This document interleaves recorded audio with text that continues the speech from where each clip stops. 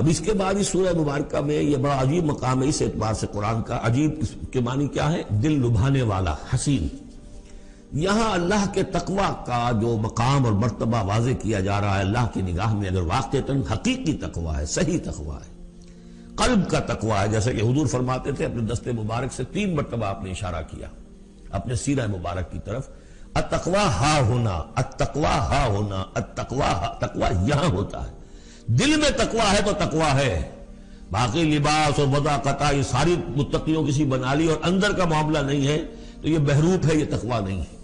لیکن حقیقی تقوی ہو تو پھر اس کا کیا مقام ہے؟ اب دیکھیے پہلی بات آ رہی ہے، وَمَن يَتَّقِ اللَّهَ يَجْعَل لَّهُ مَخْرَجًا.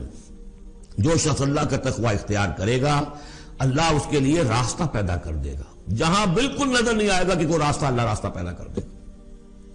بالکل نظر نہیں آ رہا تھا موسیٰ کے ساتھیوں کو کہ اب کیسے بچیں گے، نیچے لشکر آگے، آگے سمندر ہے، اللہ نے راستہ پیدا کیا. خود حضرت ابو بکر کا جو حال ہو گیا تھا کہ حضور اگر انہوں نے ذرا بھی دیکھ لیا، نیچے اپنے قدموں کی طرف بھی نگاہ ڈالی تو ہم نظر آ جائیں گے. آپ نے فرمایا لا تحزن ان اللہ معنا، راستہ نکالتا اللہ. پھر حضور گئے طائف، لیکن وہاں سے خالی ہاتھ آئے. مدینے میں اللہ نے خود ہی کھڑکی کھول دی، 6 آدمی ایمان لے آئے. آپ گئے ہی نہیں اور وہاں انقلاب بھی آ گیا. عظیم. اس اعتبار سے اللہ مخرج پیدا کرتا ہے. تم صحیح طریقے پر چلتے رہو، تقوی اختیار کرو، صحیح راستے پر جد و جہد کرو. یہ کام اللہ پر چھوڑو. کب اسے منظور ہے اس کا کامیاب ہونا؟ جب ہوگا وہ راستہ ایسا کھولنے کا کہ تمہیں گمان بھی نہیں ہوگا. وَيَرْزُقْهُ مِنْ حَيْثُ لَا يَحْتَسِبُ، اور اسے رزق دے گا وہاں سے جہاں سے اسے گمان بھی نہیں ہوگا. اقامت دین کی جد و جہد ہو، غلبہ دین کی جد و جہد ہو، اپنے آپ کو ان صلاتی و نسکی و محیایا و مماتی اس کا فیصلہ کرنا ہو تو سب سے بڑی رکاوٹ آتی کھائیں گے کیا؟ تو اللہ تو کہتا ہے راضی میں ہوں. ہے ایمان اور یقین اس پر؟ کر کے دیکھو تو صحیح، اس پر اعتماد تو کرو. لیکن یہ کہ اس پر اعتماد کرنا، توکل، بڑی مشکل بات ہے. وہ تو جتنا ایمان ہوگا اتنا ہی اعتماد ہوگا، اور گہرا ایمان ہوگا گہرا اعتماد ہوگا. وَمَن يَتَّقِ اللَّهَ يَجْعَل لَّهُ مَخْرَجًا وَيَرْزُقْهُ مِنْ حَيْثُ لَا يَحْتَسِبُ وَمَن يَتَوَكَّلْ عَلَى اللَّهِ فَهُوَ حَسْبُهُ. یہ تو ابھی تقوی والے کی بات ہے کہ وہ وہاں سے رزق دے گا جہاں سے اسے ملے گا بھی نہیں، اور جس نے اللہ پر توکل کر لیا تو وہ اس کے لیے بہت کافی ہو جائے گا. توکل کر کے تو دیکھو، حسبہ وہ اس کے لیے کافی ہے.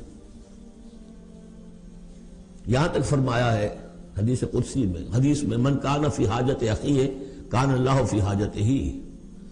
اگر کوئی مسلمان اپنے کسی بھائی کی ضرورت پوری کرنے میں لگ رہا ہے، اپنا وقت صرف کر رہا ہے، اللہ اس کی ضرورت پوری کرنی شروع کر دیتا ہے.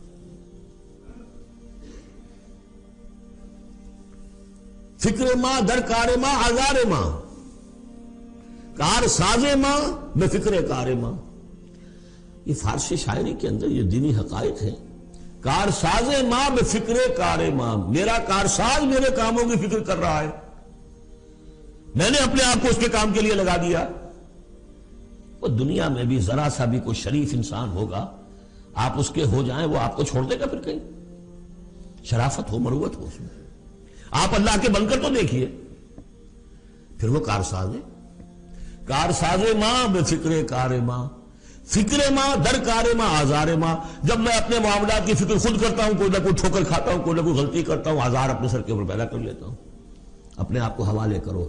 اس کا نام ہے تفویض الامر الی اللہ. افوض امری الی اللہ ان اللہ بصیر بالعباد.